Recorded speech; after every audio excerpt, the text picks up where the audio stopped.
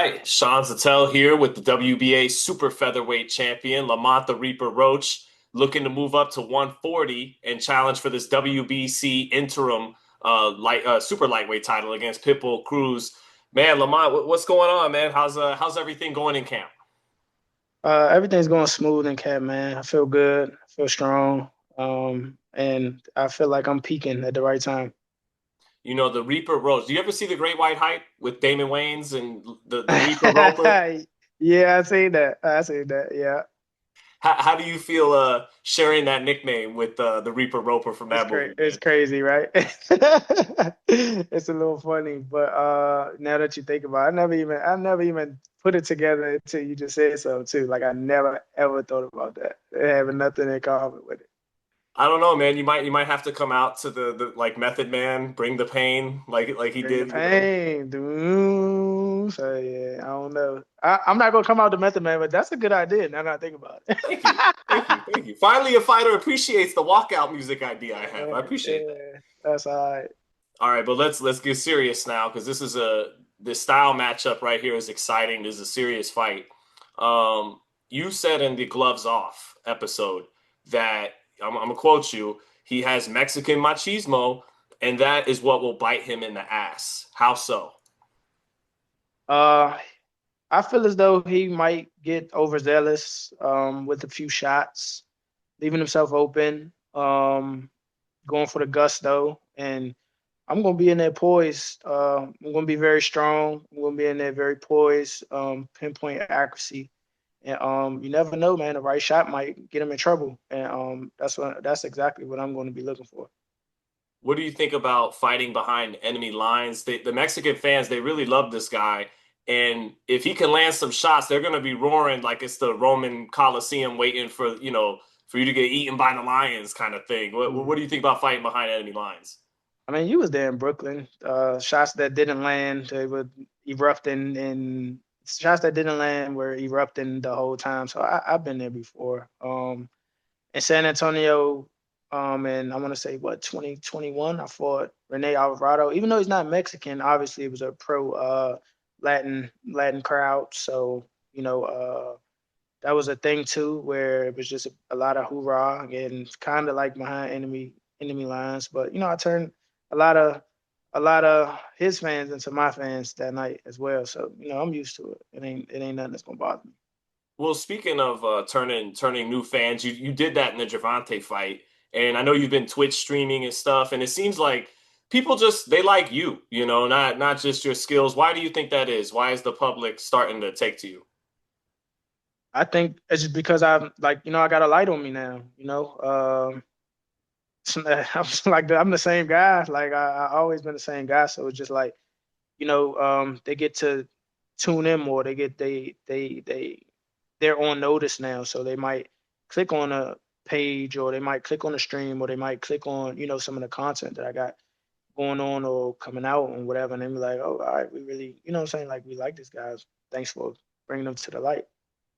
Is it like a blessing in disguise in a way, not getting some fame and at an early age in your early mid 20s, and now you're getting it more as a grown ass man, and yeah, Yeah, I think so.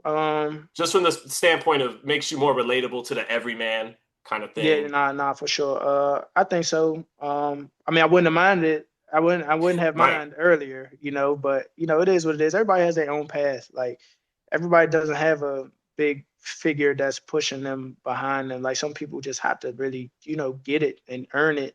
And I'm grateful to be one of those guys who didn't get it just because there was a name backing me or there was a lot of money pushing me. I got it straight out the mud. I built it up, ground up myself. So that's cool too. Right. I mean, I'm sure plan A was to get it ASAP, Yeah, but yeah, for sure. to Pitbull though, what do you make of him? A lot of people look at him as, quote, one dimensional, but I think maybe he doesn't do a lot defensively, but he tucks his chin really well, good high guard, and I don't know, am I wrong? Does he have underrated velocity on his shots?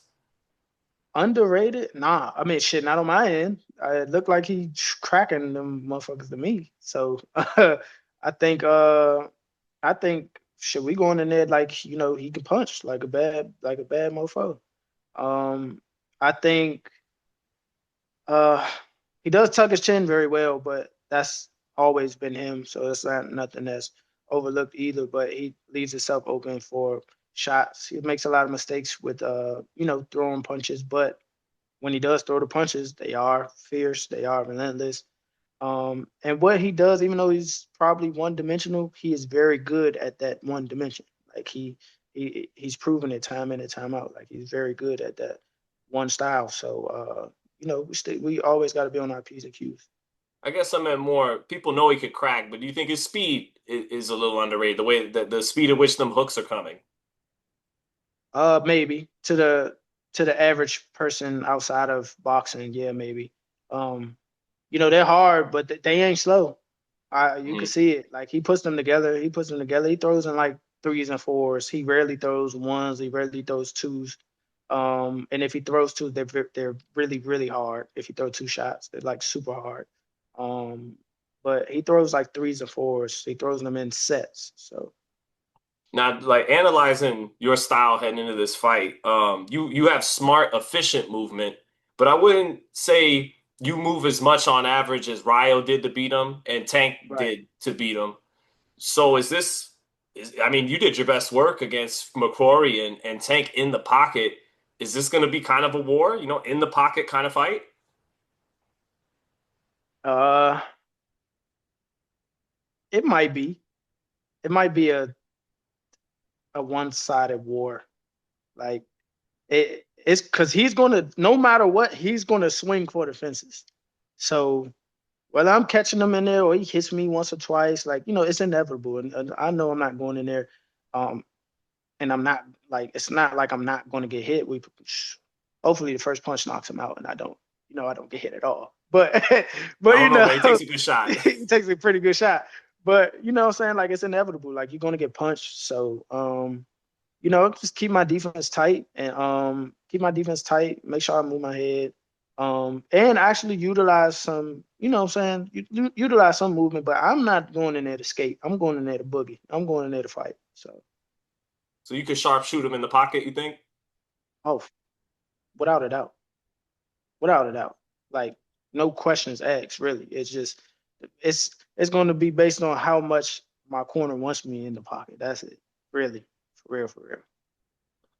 Well, you also talked in that gloves off episode about getting the knockout. And Angel, I mean, he takes a good shot, but Angel Fierro had him hurt a couple of times in Yeah, their first fight. Do you think you knock him out in this fight? it's boxing, man. One shot can take anyone out. So I think I'm going to land pretty well. I'm not going to lie. I think I'm going to land pretty well, and I think I'm going to land pretty clean, very accurately on a few shots. So if I do, I'm gonna say this: if I do hurt him, I'm going to take full advantage of it and try. I'm going to try to stop him. But I'm not going in there to knock him out. I'm going in there to win. And and if, like I said, if the opportunity presents itself, I'm gonna take it. But if I don't stop him, I'm not upset. I'm not going to say I didn't make a statement. If I don't stop him, I think I beat him up like pretty well, like in a nice like good offensive fight. But I think I outpoint him. I think I land the bigger shots. I think I land the more effective shots the whole night. So what do you think that would do for your career to beat a Mexican warrior behind enemy lines in exciting fashion? I think it boosts my stock for sure. Lets everybody know that it's the real deal. Again, this is another weight class that I'm moving up to, and I don't want people to say, "Oh, they could afford at 135." No, because he's campaigning at 140. So He's a champion at 140. he's a champion at 140. Yes, an interim world champion at No, 140. I mean he So was the WBA champ when he beat Rolly. damn right. So he's been a world champion at He's 140 been in one. before. Yeah, you're right. You're absolutely right. So that's the thing. Like he's campaigning at 140. So this is a new weight class, and it's just going to prove that I am who I say I am, and I think I'm amongst one of the best fighters, pound for pound. Like I want to be able to crack that list soon.